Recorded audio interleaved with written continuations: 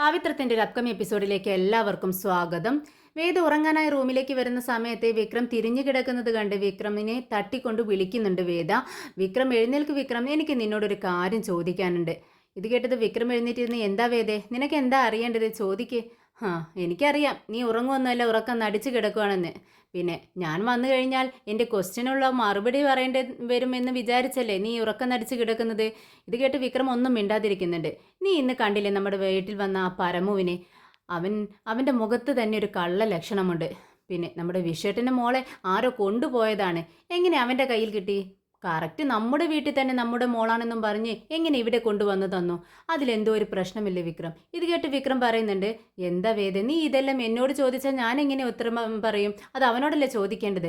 അവനോട് ഞാൻ ചോദിച്ചല്ലോ, അവൻ്റെ മറുപടിയിൽ എന്തോ ഒരു പിശകുണ്ട്. എനിക്ക് അവനെ അത്ര വിശ്വാസമായിട്ടില്ല.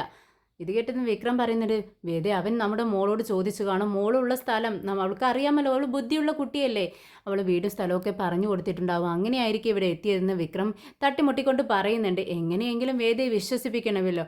വിക്രം, സത്യം പറഞ്ഞോളണം, ഈ പരമുവിനെ നിനക്ക് മുൻപ് അറിയാമോ?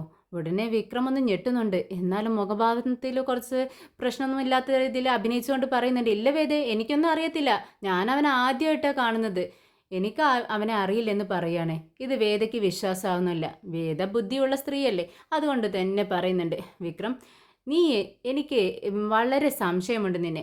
എന്താണെന്നറിയാവോ, എനിക്ക് തന്ന വാക്ക് നീ തെറ്റിച്ചോ എന്നൊരു സംശയം എനിക്കുണ്ട്. അതുകൊണ്ടാണ് നിന്റെ മുഖഭാവം ഇങ്ങനെ ഇരിക്കുന്നത്. നിന്റെ മുഖം കണ്ടാൽ എനിക്ക് അറിയത്തില്ലേ. എന്താ വേദ ഈ പറയുന്നത്?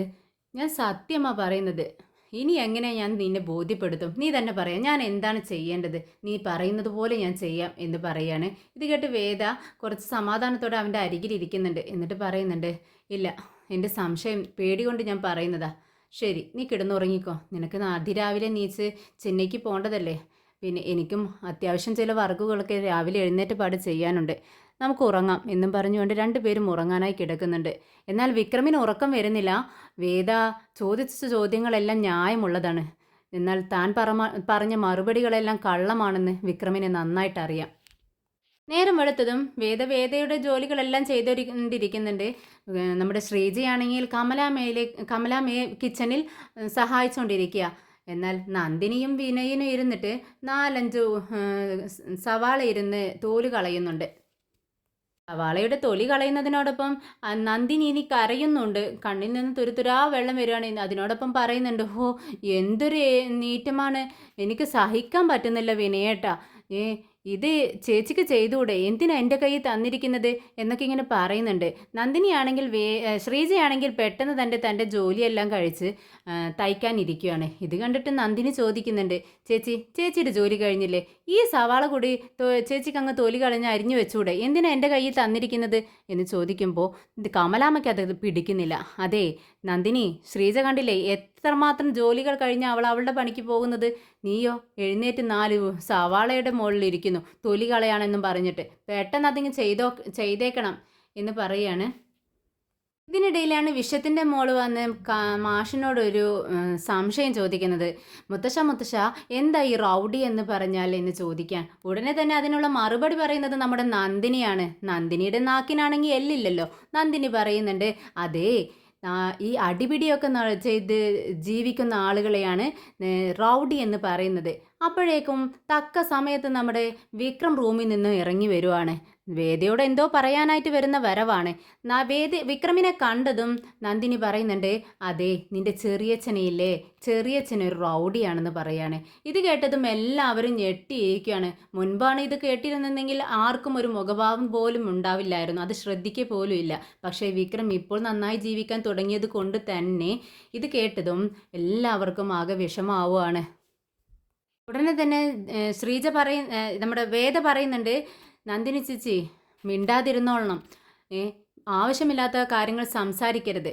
ഞാൻ ഇവിടെ മിണ്ടാതിരിക്കുന്നത് നമ്മുടെ കുടുംബത്തിൽ ഒരു പ്രശ്നം ഉണ്ടാവരുതെന്ന് വിചാരിച്ച എന്ന് പറയുമ്പോഴേക്കും വിക്രം, വേദേ മിണ്ടാതിരിക്കുക വേദേ എന്ന് പറയാണ്. അത് കേട്ടതും വേദ പിന്നെ മിണ്ടുന്നില്ല. എന്നാൽ വിഷം പ്രതികരിക്കുന്നുണ്ട്, നന്ദിനി നീ എന്താ ഈ പറയുന്നത്? അവൻ ഇപ്പോൾ നല്ലപടിക്ക് ജീവിക്കുന്നത് നീ കാണുന്നില്ലേ? ഒരു കുഞ്ഞിനോട് പറയാൻ പറ്റുന്ന വാക്കുകളാണോ നീ ഈ പറയുന്നതെന്ന് ചോദിക്കുന്നുണ്ട്. എന്ത്, ഇപ്പം ഞാനാണ് അയ്യോ കുറ്റക്കാരി? ഞാനുള്ള കാര്യമല്ലേ പറഞ്ഞത്? അവൻ അത് ചെയ്യുന്ന ആൾ തന്നെയല്ലേ? എന്താ ഒരു സംശയം എന്ന് ചോദിക്കുകയാണ്. ഉടനെ തന്നെ നമ്മുടെ പിന്നെ വേദ മോളെ അടുത്തിരുത്തി പറയുന്നുണ്ട്, മോളെ, മോൾക്ക് ഞാൻ കാര്യം പറഞ്ഞു തരാം, മോളിങ്ങ് അടുത്ത് വാ എന്ന് പറഞ്ഞുകൊണ്ട് മോൾക്ക് എന്താ സംശയമെന്ന് ചോദിക്കുകയാണ്. എന്താണ് ഈ റൗഡി? നമ്മുടെ ചെറിയച്ഛൻ റൗഡിയാണോ എന്ന് തന്നെ ചോദിക്കുക കേട്ടോ. അപ്പോൾ വിക്രമൻ അതിന് കേൾക്കുമ്പോൾ ഒരുപാട് വിഷമാവുകയാണ്. ഇത് കേട്ടിട്ട് വേദ പറയുന്നുണ്ട്, മോളെ, ഈ റൗഡി എന്നാൽ എന്താണെന്ന് അമ്മ പറഞ്ഞു തരാം. വെറുതെ അടിപിടി ചെയ്ത് ജീവിക്കുന്നവരല്ലേ റൗഡി എന്ന് പറയുന്നത്. പക്ഷേ നമ്മുടെ നിന്റെ ചെറിയച്ഛനുണ്ടല്ലോ, തെറ്റ് ചെയ്തവരെയാണ് ശിക്ഷിക്കുന്നത്. അങ്ങനെ ചെയ്യുന്നവർ ഹീറോയാണ്. ഇത് കേട്ടിട്ട് മോള് പറയുന്നുണ്ട്, അപ്പോൾ നമ്മുടെ ചെറിയച്ഛൻ ഹീറോയാണോ? വേദ പറയുന്നുണ്ട്, അതെ മോളെ, എനിക്ക് മാത്രമല്ല ഈ ഈ നാട്ടിലുള്ള എല്ലാവർക്കും നിന്റെ ചെറിയച്ഛൻ ഒരു ഹീറോയാണെന്ന് പറയാണ്. അത് കേട്ടിട്ട് മോൾക്ക് ഒരുപാട് സന്തോഷമാവുന്നുണ്ട്. ഓടിപ്പോയി വിക്രമിനെ കെട്ടിപ്പിടിക്കുന്നു. വിക്രമിനാണെങ്കിൽ മോളെ ഒരുപാട് ഇഷ്ടമാണ്. മോളെ എടുത്ത് ഉമ്മ കൊടുത്ത് റൂമിലേക്ക് കൊണ്ടുപോകുന്നുണ്ട്. ചെറിയച്ഛനൊരു കഥ പറഞ്ഞു തരാം മോൾക്ക് എന്നൊക്കെ പറഞ്ഞ് കൊഞ്ചിക്കൊണ്ടാണ് കൊണ്ടുപോകുന്നത്. ഉടനെ തന്നെ മാഷ് വിനയനോട് ചോദിക്കുന്നുണ്ട്, എടാ വിനയ, നിങ്ങൾക്ക് രണ്ടുപേർക്കും ഇപ്പോഴും ബുദ്ധി ഉറച്ചില്ല അല്ലേ? എവിടെ പറയണമെന്ന് ഇനി എന്നാ നിങ്ങൾ പഠിക്കുന്നത്? ഇത് കേട്ടിട്ട് അച്ഛാന്ന് ഇങ്ങനെ എന്തോ പറയാനായി നിൽക്കുകയാണ് നന്ദിനി. പെട്ടെന്ന് തന്നെ വിനയൻ നന്ദിനിയുടെ കയ്യിൽ പിടിക്കുന്നുണ്ട്. നന്ദിനി, സവാളയെല്ലാം ഇവിടെ വെച്ച് നീ ഇങ്ങ് എൻ്റെ കൂടെ വാ എന്ന് പറഞ്ഞ് പതുക്കെ അങ്ങ് റൂമിലേക്ക് കൊണ്ടുപോവുകയാണ്.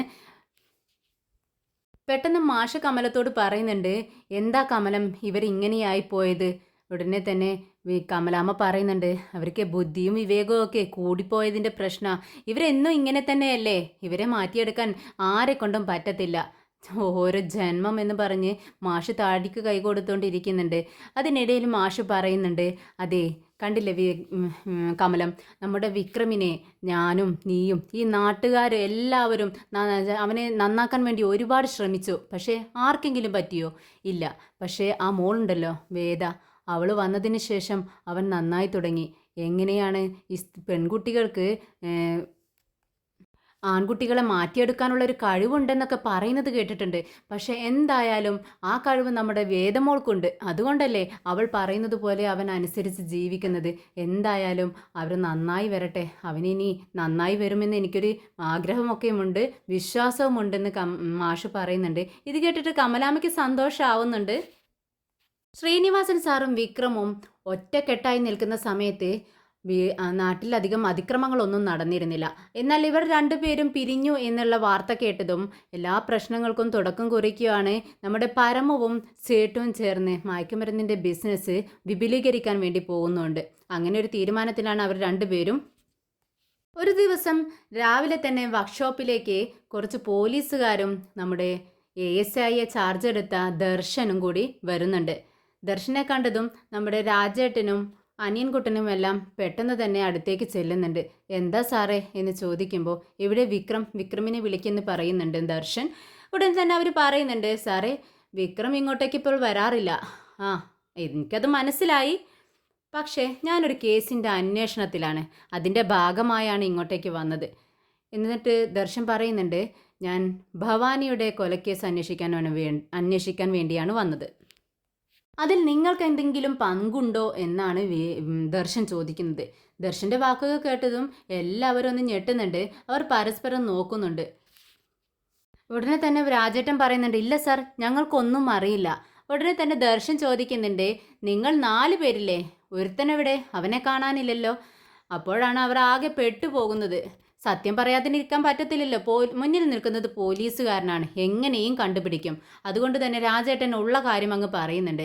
അത് സാർ, ഞങ്ങളിൽ ഒരുത്തൻ, അവൻ ഈ ഭവാനി ഉണ്ടല്ലോ, അവൻ്റെ കൂട്ടത്തിൽ ചേർന്ന്, ഞങ്ങളറിയാതെ അവൻ്റെ കൂട്ടത്തിൽ ചെന്ന് ഞങ്ങൾക്ക് തന്നെ എതിരായി വിക്രമിനെ ഒറ്റുകൊടുക്കാൻ ശ്രമിച്ചു.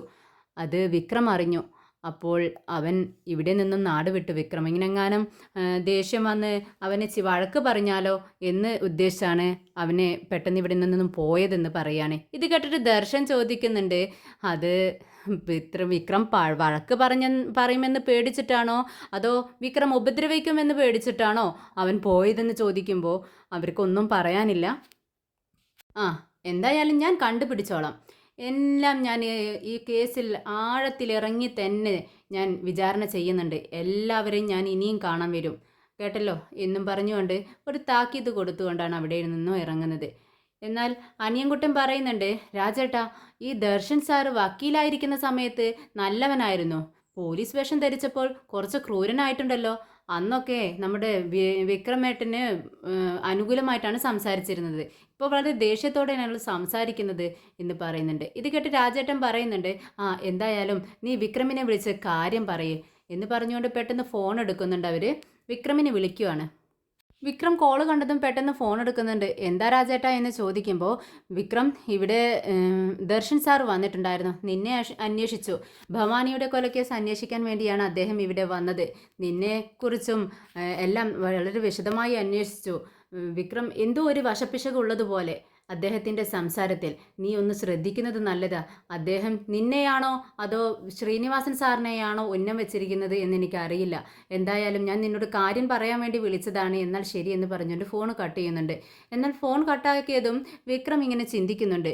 എന്തോ എന്തോ ഒരു തുമ്പ് ദർശൻ സാറിന് കിട്ടിയിട്ടുണ്ട്. അതുകൊണ്ടാണ് എന്നെ തന്നെ ഇങ്ങനെ ചുറ്റി ചുറ്റി ഇങ്ങനെ വന്നുകൊണ്ടിരിക്കുന്ന അദ്ദേഹം. എന്തായാലും ഒന്ന് സൂക്ഷിച്ചിരിക്കുന്നത് നല്ലതാ എന്ന് ചിന്തിക്കുന്നുണ്ട് വിക്രം.